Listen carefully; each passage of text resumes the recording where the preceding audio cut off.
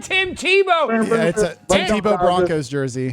Wow, Jimmy, you're part of it. And Jimmy went to Princeton. So the year of the dragon ends on 1/2/8. So I think that the whole year will be a ritual. Like the whole year is all connected to probably the fiat collapsing, because on the dollar bill, the eye of the pyramid has a Sampaku eye. So I think it's going to be right there. Look at that Sampaku eye. Oh, on that's the a Sampaku. Now I see what you're talking about. When you see the whites at the bottom and the top's covered. Wow. Yes. Like symbolism on symbolism. There's 72 bricks on that pyramid right there, right? This is all symbolic. And the 72 is super interesting because this is called a tetrachit. It's like, it's wild. And if you write the name of God in the tetrachit of the pyramid in gematria, it equals 72. Now, with the money being the 72 bricks, if you look up Bitcoin, it equals 72 in gematria. No, It's also like Bitcoin equals 72. Wow. And then so the 72K on all-time high on the 72nd day or something like that. and Jimmy, you don't even believe in the Illuminati, right, Jimmy? Even worse, I don't really even know what it is other than people go like Jimmy. this and go, Oh my God. Tell them about what they were in Bavaria and they got kicked out of Bavaria. What is the story? No, of the actually, give like Illuminati for dummies. I'm genuinely curious. Yeah, okay, I'll do that. Illuminati for retards if you're doing it for Jimmy. Go Yeah. ahead. Wear helmets. For sure. We try and get wicked smart, you know. And Wicked that's smart. Wicked smart for dummies. Don't repeat his So- jokes, Jimmy. Let him tell a joke. Don't just copy his joke, okay? Sorry. Yes. Shut up. Go ahead, So- Alex. Sorry. The Illuminati, the idea was brought up in 1776 by this guy, Adam Weishaupt, who founded the Illuminati allegedly on May 1st, 5/1, which is funny because you're wearing the 5/1 on your shirt. That's a synchronicity. What though. 5-1 am I wearing? The red? No, me. I'm wearing Oh my gosh, you're wearing the 5-1 Tim Tebow. yeah, it's a Tim Tebow Broncos jersey. Wow, Jimmy, you're part of it. And Jimmy went to Princeton. Jimmy, I'm not even kidding. I do think Jimmy might be an FBI because I love Jimmy. Jimmy might be a cop. I'm just being funny, Jimmy. But these are things like that I look at when I look at the screen. I'm always like, but they were founded on 5/1, which is like why we got an Area 5/1. Now, this is kind of where it gets kind of weird with the history of it.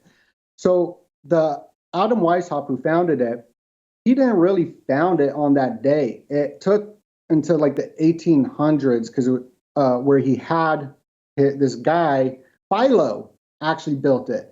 Philo was part of like the Masonic lodges, and then there was this big Illuminati going into them with the Illuminists and taking over it. This is all history. Even Billington wrote a book. He was the Congress librarian, wrote about it, Fire in the Minds of Men. This is absolute history. Most people around the world accept it, except for in America, but a lot of people in America do accept it. But this guy Philo built it though, and because what he wanted to do was he wanted to make masonry great again. That was his goal.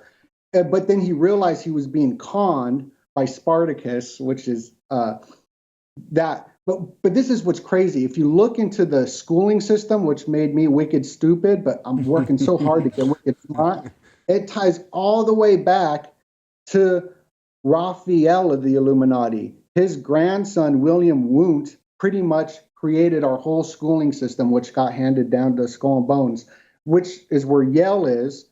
And this is all like true history. It sounds crazy, but DoeNut, can you explain how 9/11 was a satanic ritual? yeah, absolutely. So the priming is a hypnosis tactic.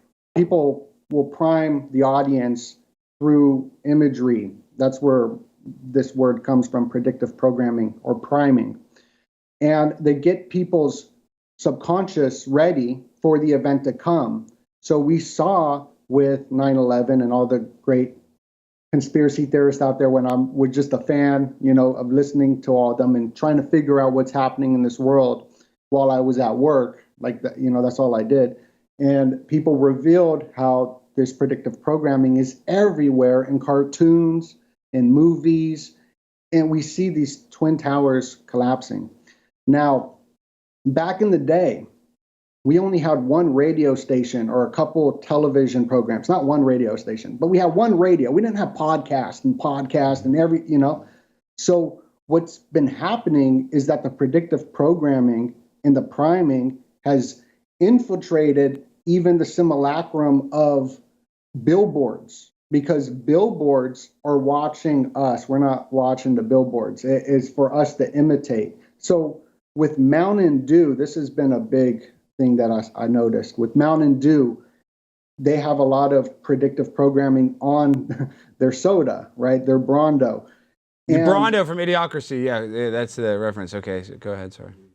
And so right before 9/11, Mountain Dew released Code Red Mountain Dew. That was my favorite one. I loved Code Red. It was cherry Mountain Dew. It's delicious. I had it at Taco Bell. It's one of the best flavors. Yeah, and then right after they released that, 9/11 happened, and they set up the Code Red system. So that's just one example going all the way back to that time. I'm so fly, I'm aligned with the planes. My grind so refined, I got no time for no games. Ask yourself